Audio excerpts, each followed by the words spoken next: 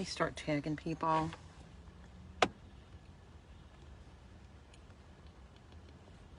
I will tag you, my friends. I will tag you because it's the only way, because I'm censored so badly.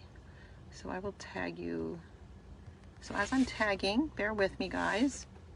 It's raining really heavy, and I am in a literally an hour-long line to get an oil change right now. But it's just pouring rain, so I figured may as well get this done, and then I'll just go live because it's the only chance I have to go live with you guys. Since my schedule's so absolutely crazy. Oops, somebody just started their car. So hi everybody, it's pouring rain. As you can see, my hair is all frizzy from sitting in the car in the rain.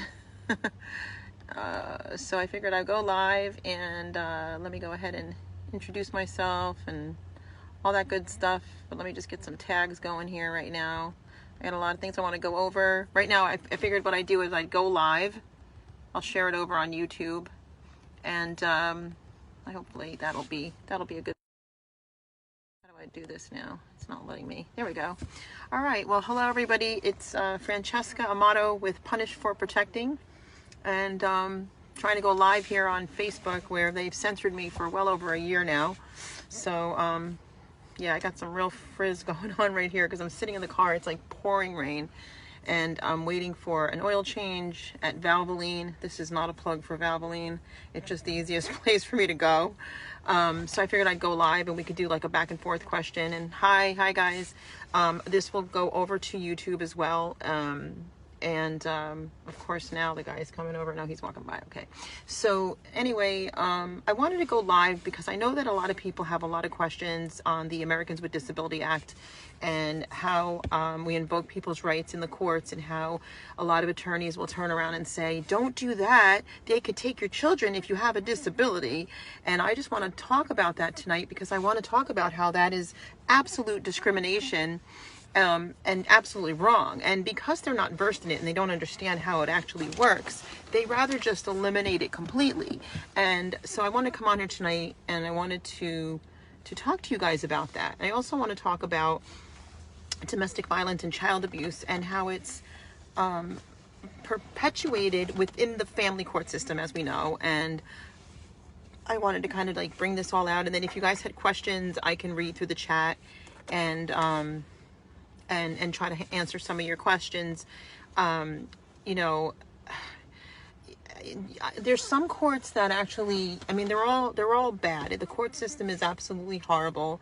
Family court is horrible. Pretty much the whole court system is horrible. It's horrible. And you know, their decisions are generally always bad. They're never good. They're never proper. They're never right. They're just hurting families. I'm hoping to get an interview. If anybody's seen what happened up in Saugerties, New York, I'm hoping to get an interview with the family. I knew darn well that little girl, the one that they said that they found her under the stairs, I'm hoping to interview them. So if anybody knows them, I did reach out to the attorney, and I also reached out to the news reporter because she did our story, Diane, and well, not the New York Post, but the Daily Freeman one. And hopefully I'm going to hear back from them because I want them to tell their true story. I know it's not true. I know that, matter of fact, the attorney even said that family court failed them again, and that's what happens. And it wouldn't shock me if it's Anthony McGinty that did this to this family. But the article I did post on my page, and I do recommend that you guys go ahead and watch it. Be sure to watch. I mean, read it. Make sure that you read it. Also, we're going to be doing. I'm going to be doing another live interview with Megan Walsh. That's John Walsh's daughter, Megan Walsh from America's Most Wanted. Missing and Exploited. Okay. And we have an amazing live that's going to be happening. So another reason I wanted to go live today, and boy do I wish I had something to drink, is so that you guys are ready, because as you know, Facebook has viciously censored me. And so we're going to be doing that interview over on YouTube for two reasons. Not just for the numbers, but because we want the word out, but also because I'm going to be doing a huge slideshow presentation on exposing John Walsh. So you're going to want to get over there and you're going to want to not miss this. And so I'll advertise it here, of course, but in the description here, in my description on this particular video, you'll see my YouTube channel. If you haven't already, like, subscribe, and hit the bell icon. The bell icon will alert you when we are live on YouTube and when I'm alive with Megan Walsh. You're going to want to watch this. I'm also going to have Derek Gibson on that particular interview, and U.S. Senator, that's running for U.S. Senator Diane Sayre. They'll both be on. Derek running for a gubernatorial candidate for governor of the state of New York, okay? Anybody that doesn't know me, I am a national advocate, okay? I do not just handle the state of New York, all right? And I debunk the lies that have been told to families all over the past decades, that the family court judges and the family court attorneys tell you, and then I show you how it's wrong. And there's a lot of people, that are doing that as well, that I like and trust, that are debunking the lies, the fake, false laws, if you will, that they try to tell families while they literally ravage your home and ravage your children and destroy your families. So I've had to learn ways over the years to go into these courts as a non-bar member, okay, and to go into these courts and be able to speak, in which I do, okay, shocking, and if any attorney tells you I don't, you can come watch, okay, speak for my clients, help my clients, aid my clients through the process. I will hear the old, you can't practice law without a license. I don't, and neither does an attorney. And so we talk about that, and I apply what's proper. Now, talking about, and let me just take a quick look here, guys. Let me take a look, and I would appreciate you guys sharing this video because I am, thanks, Ann. I would appreciate everybody sharing this video because the bottom line comes down to I am censored. I am so freaking censored. It's not even funny. So I need you guys to go ahead and share the video, okay? So that people know I'm even here, because people that are followers don't even know, they're not even notified, even if they hit notifications, that I'm even here and that I'm live. And that's why you don't frequently see me do lives like I used to do them all the time. Because they censor it, they block me. I don't know how they do it. I honestly don't know how they do it, but they do it. But anyway, so share the video, tell people I'm live so that they can ask questions, because now's a good time for people to ask questions. Ask me questions and I'll help you out as best I can. Now, something called federal codifications, okay? Federal codifications under the Americans with Disability Act, Title II. And then there's the American Disability Act under employment, okay? And I'm not going to get into too deep of a lesson, because I think I'd like to do this also a little more scheduled at a later time, a little more thorough at a later time, where I'm actually showing you that if a judge says you can't practice law, Miss Amato, I tell them that if I'm here as an expert under the ADA and other particulars, right, that I have to apply, okay, I have to invoke their ADA rights in the first place, and then I have to apply the federal codifications, which are law, right, under the ADA that protects the client and the client's children. I'm going to turn this on if it's too noisy, because I need a little heat and cold. And so, hold on a second.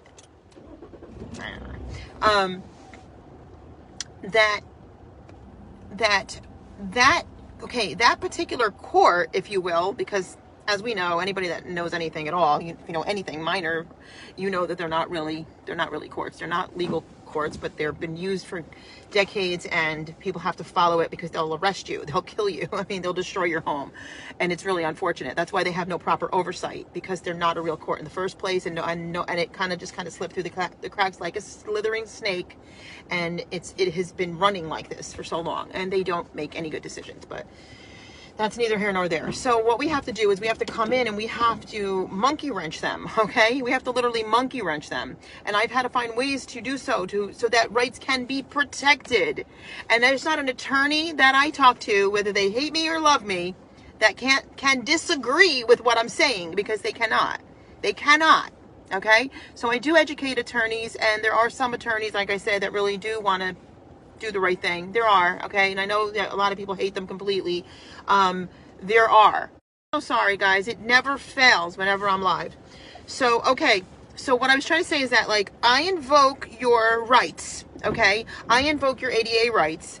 The federal codifications are federally protected rights. They are, just a second. All right, I'm sorry to bother you. You Yep. don't mind? You could back up to Sure. the line. Just only because if something happened to Okay. this baby, we can get you on another. Okay, thank you. All right, so the federally protected laws, the rights, if you are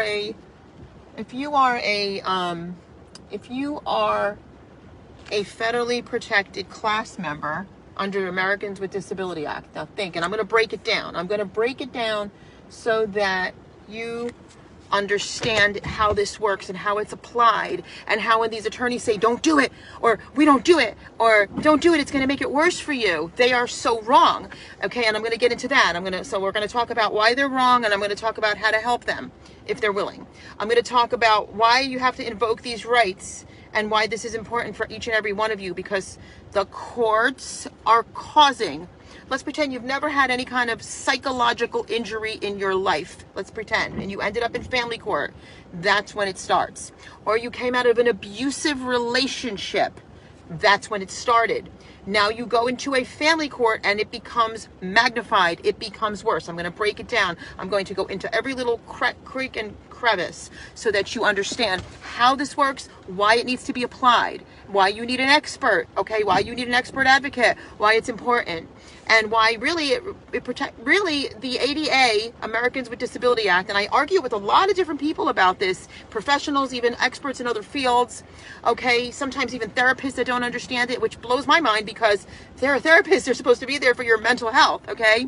Mental health has had a very bad connotation attached to it for a lot of years, which is also wrong and a form of discrimination. Does everybody understand that?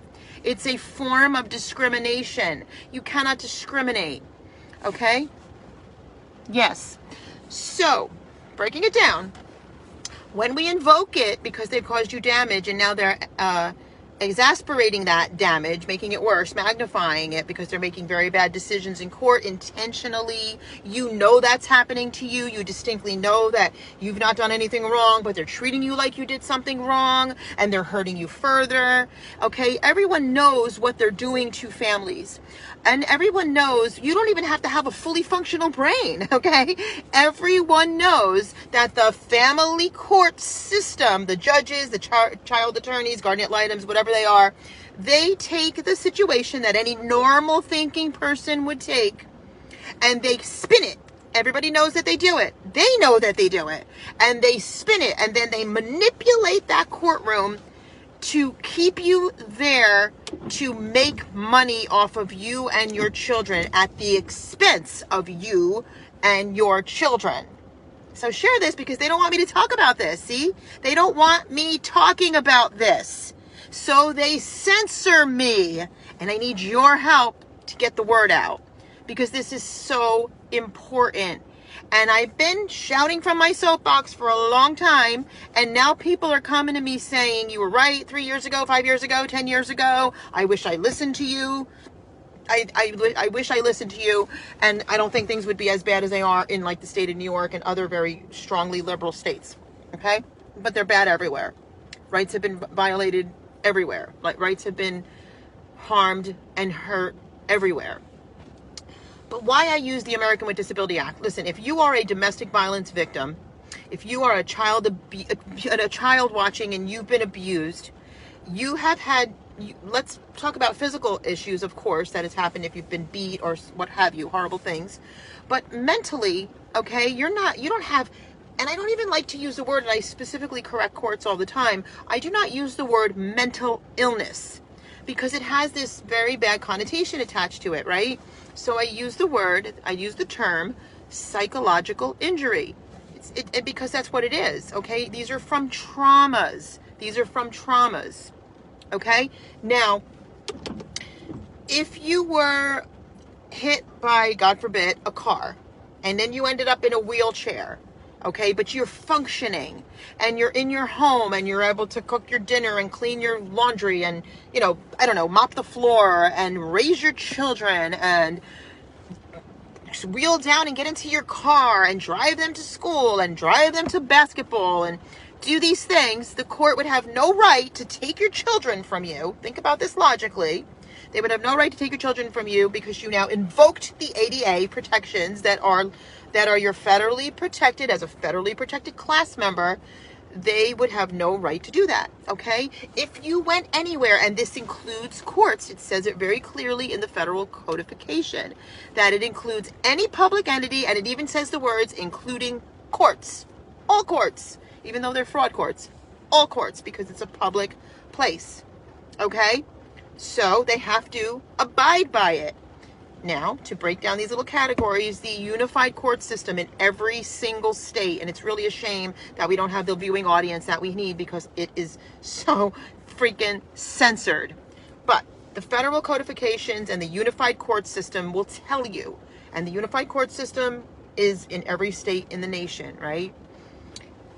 They will tell you that we follow the Americans with Disability Act. That's what they'll tell you. Now, people say to me sometimes, attorneys will say to me, well, how is it that when you do some of your writings, you're incorporating the EEOC, or you're incorporating the ADAA, or you're combining it into your writings? And I explain, because it's the same laws that apply if you were an employer or an employee being victimized and not having your ADA rights protected.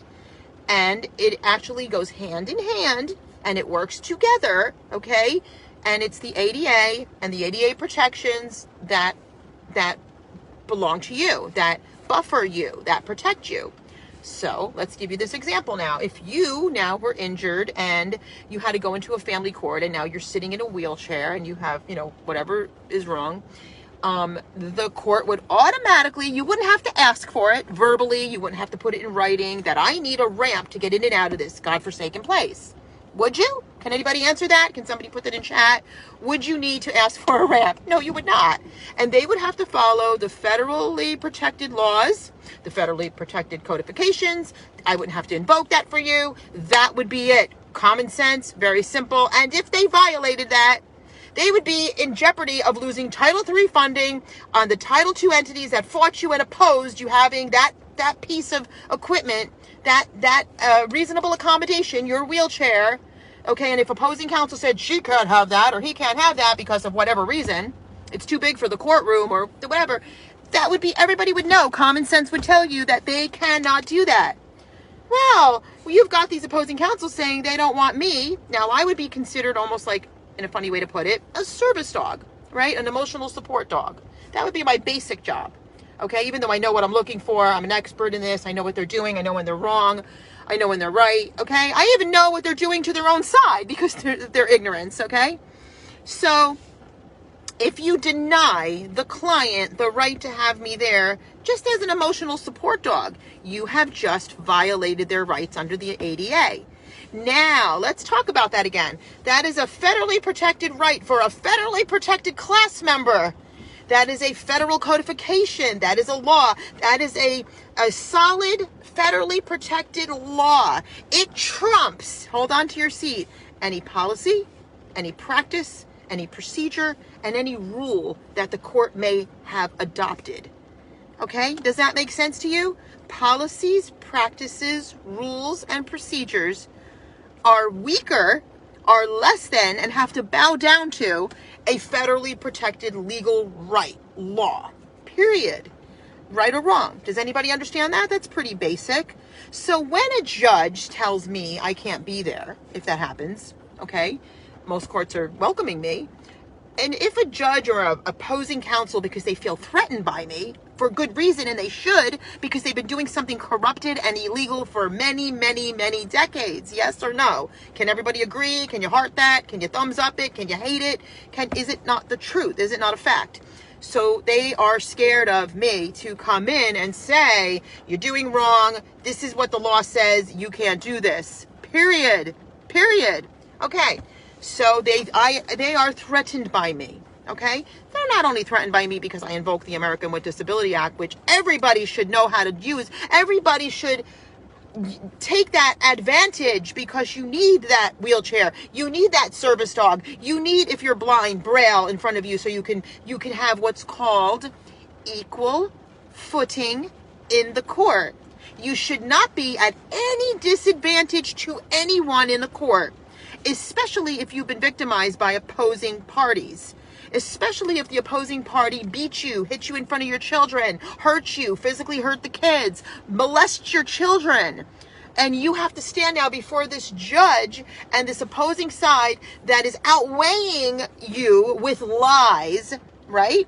They're outweighing you with lies, and they don't want to weigh back the scales of justice, me coming in and saying, it's not supposed to be that way. Let's make it equal. Let's make it proper. Let's make it balanced scales. Let's make it with integrity. And that's where I come in as your advocate. That's where I come in and say, this is wrong.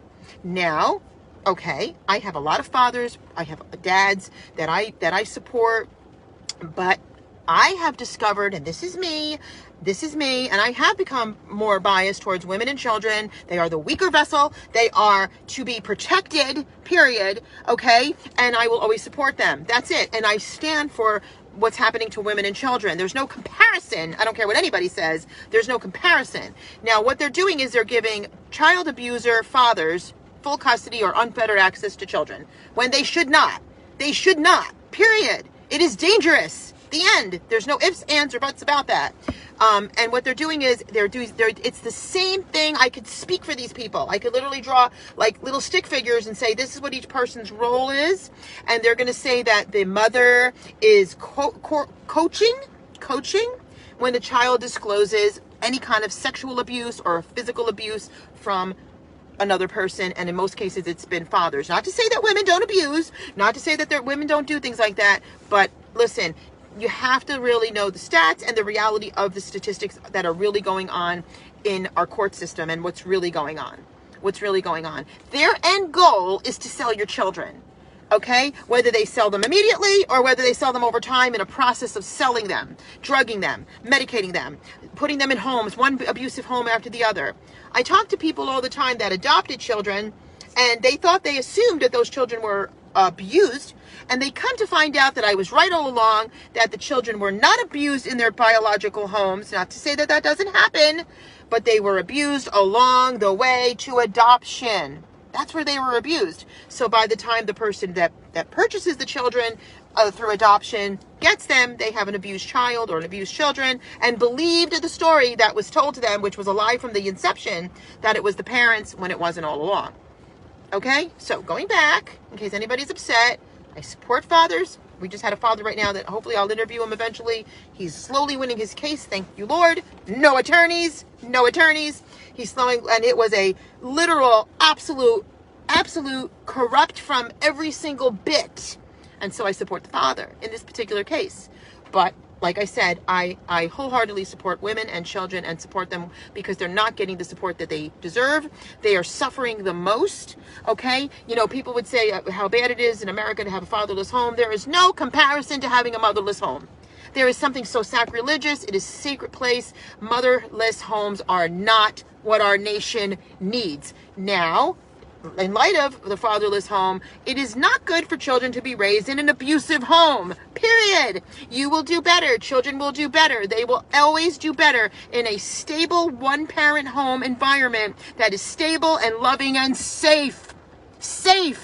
Okay? That's when a child will do better. Does that mean that I don't believe in the mother-father home?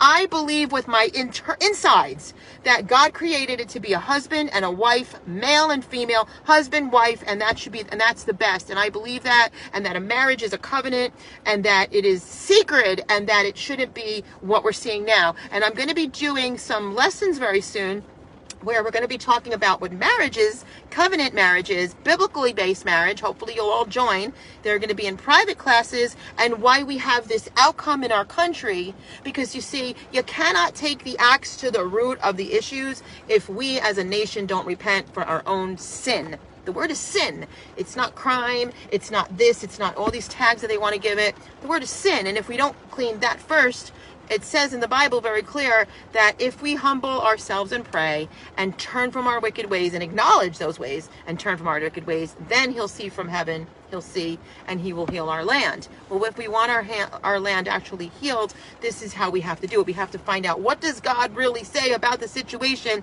that got the situation in this diabolical mess in our country, that this governmental entities that are not of God are taking control of these families, which should not be at all, okay? And once we get to that point where we understand and we can see clearly and we can rest in God and rest in his will, we can fix this, because he'll be fixing this. Excuse me. He will be fixing this.